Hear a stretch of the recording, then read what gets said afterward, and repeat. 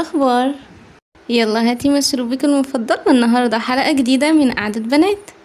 النهاردة هنتعلم ازاي نعمل جلو اب، ازاي نكون النسخة الأفضل من نفسنا بما اننا في الصيف وفي الأجازة الصيفية، فده الوقت المناسب ان احنا نعمل جلو اب لنفسنا.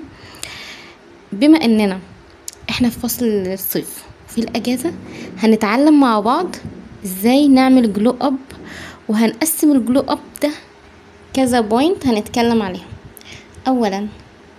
اولا عشان نكون احسن نسخة وعلشان نعمل جلو اب، هنبطل نسمع للصوت النقد اللي جوانا.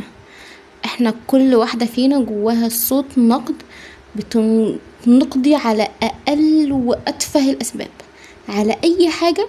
انتي مش هتقدري، انتي مش هتنفعي، انتي مش بتستاهلي، انتي لا انتي هتعملي ايه، لا انتي فاشلة، لا انتي. هنبطل نسمع لصوت النقد اللي جوانا ده خالص. احنا كل ما هنسمع للصوت ده هنرد عليه في نفس اللحظة. انا شخص وحش، لا انا شخص كويس جدا. انتي مش هتقدري، لا انا هقدر. انتي مش هتعرفي، لا هعرف. افضل شخص انتي تستاهلي انك انتي ما تسمعيلوش. انتي نسخة جميلة جدا، انتي واحدة عسولة وكلك مميزات. ما تسمعيش ليه على طول، نفضيله وقولي لا انا مش هسمع لك. لا انا كويسة، لا انا جوايا حاجات جميلة جدا. واللحظة مثلا اللي تقولك انت فاكرة الموقف اللي عملتيه زمان، ما تفتكرهوش اصلا. اعملي سكيب ليه على طول. خلي لنفسك بوينت ونقطة انك انت تتكلمي معاه وتردي عليه في نفس اللحظة، اللي هو لا مش هتصدقي له، لا مش هسمع له. تقولي كده لنفسك لا لا لا لا انا ما فيش فيا الحتة دي، لا انا مش هسمع له. ساعدي نفسك بنفسك. انت مش هتعرفي تعملي حاجة لو الصوت ده في ال24 ساعة كل شوية يقولك انتي مش هتعرفي، انتي مش هتقدري. لا واجهيه وقولي له كفاية، ووقفيه عند حده، وقولي له ما تسمعيلوش نهائي، وقفي كده وما تصدقيش الكلام ده. بالعكس اعكسيه. كل ما تسمعي حاجة ما تكونش عجباكي او يقولك حاجة ما تكونش عجباكي، على طول اعكسيها لحاجة ايجابية، اعكسيها لحاجة انتي بتحبيها. ما تسمعيلوش خالص. خلي الصوت اللي جواكي ده يكون صوت امان ويكون صوت دعم ليكي. ما تسمحيلوش انه يكون صوت يهدك، بالعكس خليه الصوت الامان والدعم. وما تسمحيش انك انت تصدقي عنك كلام وحش نهائي. رقم 2، استثمري في علاقتك مع ربنا. دي احسن استثمار تقدري تستمري فيه. ده احسن اصلا حاجة تقدري تعملي بيها جلو اب في الصيف. اصلا انت لما بتقوي علاقتك مع الله كل حاجة في حياتك بتتظبط سبحان الله كده وحدها. فصلي صلواتك في ميعادها، قربي من ربنا على قد ما تقدري. يعني اعملي ورد قرآن لنفسك. حاولي على قد ما تقدري تاخدي جزء في اليوم، ولو ما قدرتيش واقل حاجة تاخديها هي صفحتين في اليوم. اعملي ورد لنفسك، اعملي ورد للاستغفار. يعني شوفي، حطي لنفسك عايزة اعمل 500 100 ألف ذكر في اليوم. شوفي انتي حابة تعملي ايه. احفظي قرآن في الاجازة، دي فرصة ليكي. استثمري في حاجة زي كده، حاجة جميلة، حاجة بتقربك من ربنا سبحانه وتعالى. دي فرصة ليكي يعني. استغليها على قد ما تقدري. دي حاجة بتنفعك، دي حاجة بتقوي من نفسك، بتقوي من شخصيتك، بتقربك من الله سبحانه وتعالى. برضو صلي صلاة الفجر على قد ما تقدري. لو بتسهري استني وصليها، ولو مش بتسهري اظبطي المنبه انك انتي تصحي الفجر تصليه.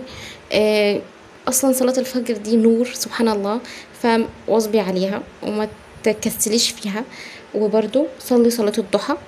صلاة الضحى دي صدقة عن كل عضو في جسمك. يعني انت بتتصدقي عن كل عضو في جسمك، فدي حاجة جميلة جدا. ودي ركعتين يعني مش هتاخد من وقتك حاجة كتير، فصليها. برضو اعرفي عن دينك، استثمري في حاجة زي كده. اسمعي دروس عن الدين، اسمعي السيرة النبوية، اسمعي الشيوخ. اعرفي من دينك، هيقربك من ربنا، هيفتح مخك، هيخليكي باحساس جميل. كل ما تقربي من ربنا سبحانه وتعالى وتعرفي اكتر عن دينك، ده اصلا حاجة جميلة. برضو دي حاجة مهمة يا بنات، حاجة مهمة جدا. اتقي الله في حجابك على قد ما تقدري. لو حجابك مش مظبوط. لو حجابك انت مش راضية عنه شخصيا، انت بس علشان دي موضة، دي ستايل الايام ده، فلا ما تعمليش كده. لو بتبيني شعرك حاولي على قد ما تقدري انك انت ما تبينيهوش. والله العظيم مش هي دي الكام شعرايه اللي علشانها ربنا سبحانه وتعالى ما يكونش راضي عننا، اللي علشانها يعني هتحسي نفسك جميله. لا والله انت جميله من غير ما تطلعيهم اصلا. الكام شعرايه دول اللي طلعيهم من الشعرايه مش عشانهم نغضب ربنا سبحانه وتعالى. انت اصلا بتبقي احلى في لفه الحجاب الكامله بدون ما تبيني شعرك ولا رقبتك، ما تبينيش اي حاجه منهم.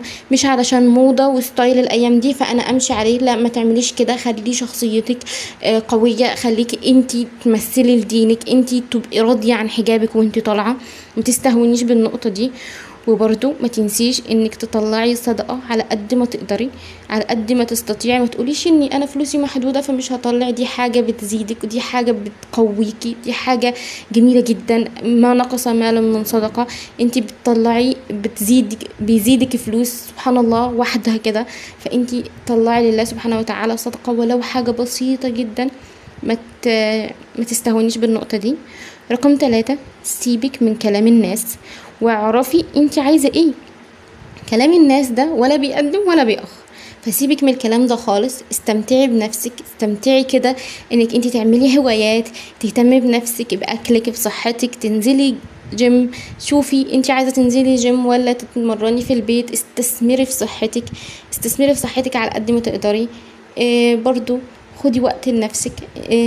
استثمري كده انك انت تعملي لنفسك اكله انت حباها، كلي اكل صحي.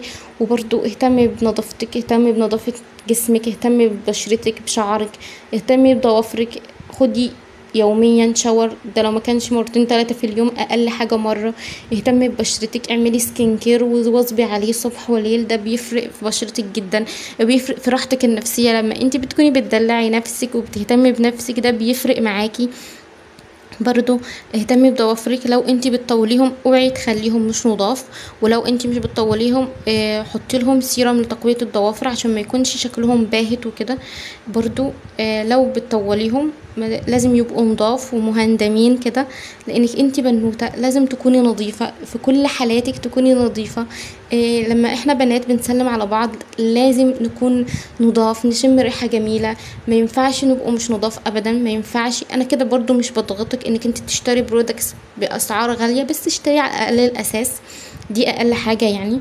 برضو اعملي لنفسك هير اويل لشعرك. شوفي انتي ايه الزيوت اللي بتجيب نتيجة مع شعرك. ادرسي في حاجة زي كده. شوفي انتي شعرك هيرتاح مع نوع زيت ايه، واعملي مرة في الاسبوع. ده بيدي كثافة وبيدي طول وبيدي نعومة. اهتمي بكل حاجة في جسمك، اهتمي برجليكي.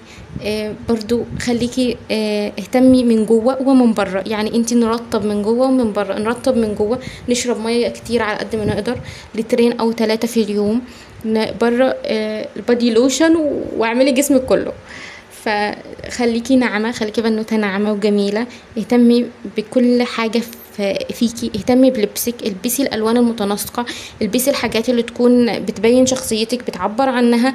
ما تلبسيش اي حاجه وخلاص والوان مش لايقه على بعض، لا البسي الحاجه اللي تكوني انتي بتحبيها وبترتاحي فيها. برضو رتبي مكانك، رتبي اوضتك، خليكي في بيئة نظيفة، في بيئة جميلة، بيئة مرتبة. ما تخليش كل حاجة عجقة كده ومش مظبوطة. لا بالعكس، ده احنا يوميا نوضب اوضتنا، نوضب دواليبنا، نوضب التسريحة بتاعتك، كل حاجة حواليكي كده تبان انك انتي بنوتة انيقة شيك كده بتحبي النظافة. فاسعي لحاجة زي كده.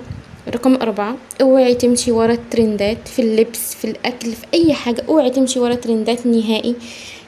ما تمشيش ورا اي حاجه اللي هم دلوقتي ترند فانا هعملها، انا هبين شعري، انا هبين رقبتي، انا هلبس على الموضه، انا مش عارفه. خلي ليكي شخصيه، ما تمشيش وما تنجرفيش ورا اي حاجه كده وخلاص بمجرد انها طلعت ترند، بمجرد انها واو فما تعمليش كده. خلي ليكي شخصيه ثابته.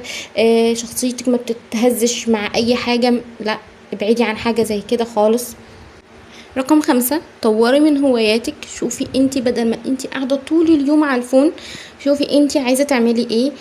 طوري من نفسك، طوري من هواياتك. شوفي انتي حابة تعملي ايه، قراءة، رسم، طبخ، تلوين. صناعة اشياء كده، بتحبي تصنعي حاجة، شوفي انت بتحبي ايه، هوايتك في ايه واعمليها. شوفي انت تطويرك في ايه واعمليه. شوفي انت بتحبي تعملي ايه. ساعدي مامتك، ساعدي مامتك، بدل ما انت طول الوقت على الفون، لا اطلعي واطبخي معاها ودردشي معاها، كوني صداقة مع مامتك، دي اجمل حاجة ممكن انت تعمليها. وساعديها، بيحسسك بشعور جميل جدا انكم انتوا وانتوا بتطبخوا بتدردشوا وبتسمعوا لبعض، فبيقوي لغة الحوار بينكم. انتي ابني العلاقة دي مع مامتك بتكون جميلة جدا. فاستثمري في حاجة زي كده، بدل ما انا قاعدة طول اليوم على الفون ومش بتستفادي حاجة، فلا استثمري في حاجة جميلة زي كده. برضو اقرأي واستمتعي بيومك، وخصصي لنفسك كده وقت تقرأي فيه كتاب او رواية. شوفي انت بتحبي تعملي ايه بالظبط واعمليه، ده بيفرق معاكي. وبرضو في حاجات بتزودك معلومات كبيرة جدا. في حاجات من الكتب والروايات بتديكي نصائح وبتديكي ازاي تطوري في شخصيتك، ازاي تقوي عقلك، ازاي تشوفي يعني الحياة بمنظور تاني. في روايات بتكون مشوقة وحماسية لدرجة جميلة جدا. اقرأي كتاب نادي الخمسة صباحا، ده جميل جميل بجد. وبرضو كتاب العادات الذرية، وكتاب قهوة مع النفس، دول الثلاث كتب دول جمال. وقهوة مع النفس ده بيخليكي جميلة جدا، يعني بيخليكي تروحي تعرفي معلومات كده وعالم جميل كده. فاقرأيهم. لو مش قادرة راح تشتريهم، نزليهم PDF. في مواقع بتنزلي منها كتب PDF ومش بتكون حرام يعني، لا بتكون حلال زي جوجل. لو انت كتبتي اسم الكتاب بتقدري تنزليه. وغيره برضو. برضو ما ننساش ان رقم 6، نبطل مقارنات وجلد الذات. لو عايزين نعمل جلو اب بجد، لازم تبطلي مقارنات مع ايا كان انت بتقارني نفسك مع مين. تبطلي خالص النقطة دي، ما تقارنيش نفسك مع حد، انت مش زي حد، حياتك مش زيه. فما تقارنيش نفسك، وبطلي جلد في الذات. بطلي تقولي انا مش بعرف، انا مش بعمل، انا منيش فايدة. بطلي كده. انت بتعملي جلو اب، يعني انت بتحسني من نفسك، بتطوري من نفسك، بتطوري في النقاط اللي انت حاسة انك انت ضعيفة فيها، حاسة انك انت مش قادرة تقاوميها. بتقعدي تفكري بطريقة سلبية جدا. فلا، احنا بنعمل جلو اب، فاحنا مش بنقارن نفسنا بحد، احنا مش بنتكلم عن نفسنا بشكل سيء، بالعكس احنا بنتكلم عن نفسنا بشكل ايجابي. بنقارن نفسنا بنفسنا زمان، بنقارن نفسنا بالسنة اللي فاتت، ما بنقارنش نفسنا بحد. انتي مش زي حد، حياتك مش زي حد، انتي شخصية واحدة ونسخة واحدة. وبكررها، انتي مش زي حد. برضو اعملي جورنالينج.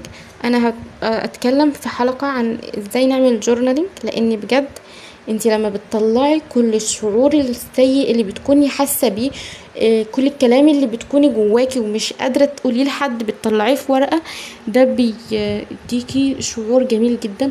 ولو مش عايزة تعملي جورنالينج، ممكن تسجلي لنفسك من في الفون انك انتي تتكلمي عن كل الشعور اللي تكوني حاسه بيه ومتضايقه ودلوقتي عايزه تعيطي ومخنوقه جدا. شغلي التسجيل الصوتي واتكلمي كأني حد قدامك بالظبط. اتكلمي كل حاجه، وبعد ما تخلصي اسمعيه وشوفي انتي ايه اللي خدتيه من الفضفضه اللي فضفضتيها دي، كأنك بتعالجي نفسك.